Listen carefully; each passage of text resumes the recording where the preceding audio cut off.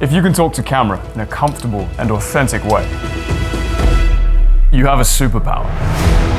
I ordered this t-shirt specifically for this intro. It cost me £20, and I hope it was worth it.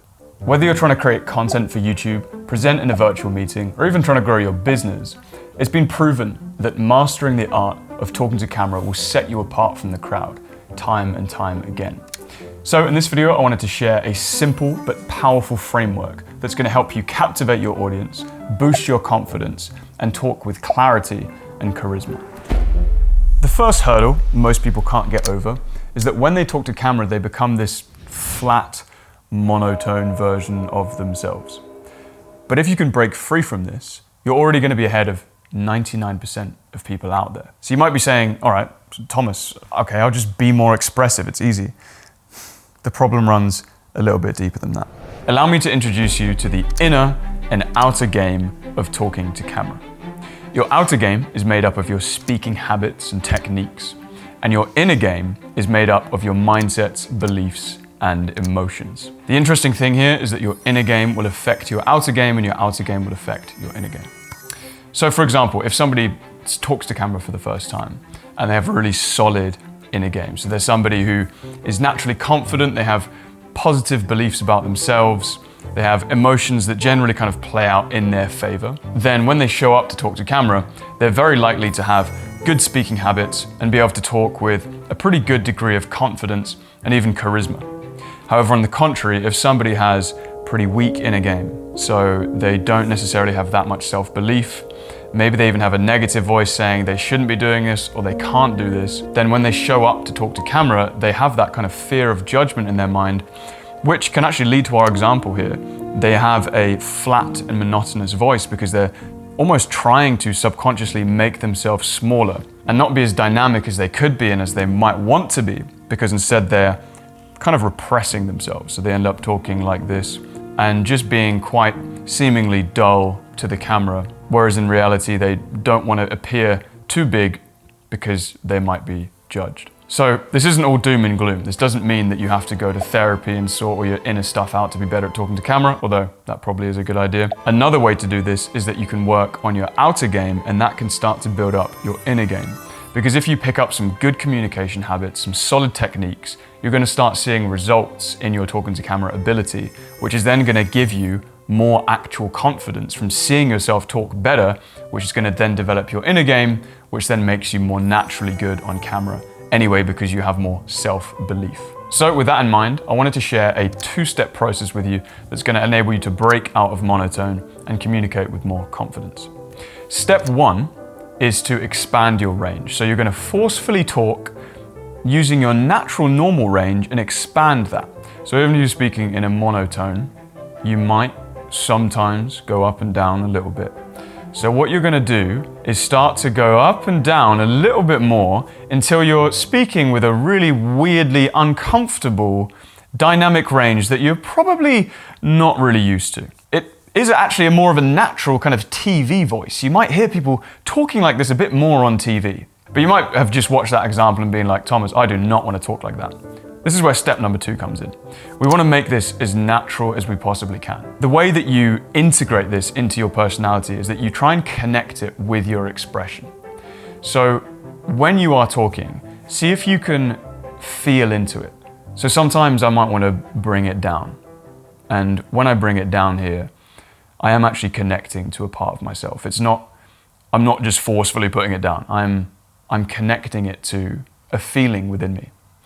And when I come up here, I feel it more in my eyes. I feel my eyes kind of lighting up when I start putting a slightly higher intonation on my voice. So play with those 2 steps, expanding your range and then connecting it to your expression, and you start to be able to break out of that monotone. And remember, this is about improving that outer game, which will then make you more confident and give you that rock solid inner game with time. Cool. Okay, this next point is crucial and is actually the kingpin behind confidence in general. You might think that your favorite creators know exactly what they're going to say next, and because they know their subject matter or their plan, that's what gives them the confidence. But this is a fundamental misconception. What gives people, creators, speakers, confidence when they're talking to camera, presenting, is they have a confidence in their ability to improvise, which means that even if they make mistakes, they know that they can recover and bounce back from their mistakes and continue delivering their content. Now, obviously, this comes from a solid inner game. But how can we work on this from an outer game perspective? Well, luckily, there is actually a way. You need to practice talking to the camera without any script or plan and not knowing where you're going. The only thing you're going to need is a starting place, a middle place, and an end place. And if you can navigate that within a 5 to 10 minute arc, while staying more or less on topic, and especially pushing through when you do not know what you're going to say next and you lose your train of thought, that's where you're going to develop this ability to continue to deliver with confidence when you don't actually know what you're going to say next. Now that we've mastered these first 2 points, you're well on your way to operating above 90% of the populace. But how do you break into the creme de la creme, the highest echelon of talkers on camera? When we've got solid inner game, we're not afraid to connect to emotion, to tap into however we're feeling and expressing that. From this place, we have a healthy relationship to our emotions. They are there to be felt and expressed. Now, this doesn't mean that we're at the whims of our emotion, but to deny or suppress our emotions is to deny or suppress the very core of who we are. So if you feel like it's hard to express emotion on camera, then your inner game and confidence is probably something you need to work on. You can do this through getting comfortable and expressing your emotions on camera in private. Make videos for yourself. This is something that we do in week 3 of the 30-day Talking on Camera challenge, which is a week that often leads members to gaining big breakthroughs. Now, a lack of emotion shows up in our outer game through a lack of expression, a lack of dynamism, a lack of spark, that je ne sais quoi. And to explore that, I'm going to hand over to my brother, who has a degree from the London Academy of Music and Dramatic Art. Thank you, Thomas. Have you ever started watching a video that seemed engaging at first, only to find yourself struggling to focus, eventually clicking off despite being genuinely engaged in the content? But isn't that a byproduct of us being more distractible than ever, due to the never-ending options and media at our fingertips? Yes, it is. But remember, when scrolling through all that murk and mire, there's always that one video. That lone speaker pokes their head above the parapet and holds you captivated, making hours feel like minutes and minutes feel like seconds. And that's what we're aiming for here. Now, one of the main reasons we can find it boring when people speak for more than a minute is because vocal patterns can very quickly become repetitive. It's brilliant if someone can draw you in with enthusiasm, but if they keep deploying the same tools over and over again, it can get stale faster than I can finish this sentence. I'm only joking. In all seriousness, you have to keep your audience on their toes, as I just demonstrated. Give them a reason to re-engage, grab their attention. The simplest way to do this is through energy shifts. As you get to the start of a new point, you have a golden opportunity to change things up. You can vary the volume or quieten down, as if you're letting people in on a little secret. Maybe you want to come closer to the camera.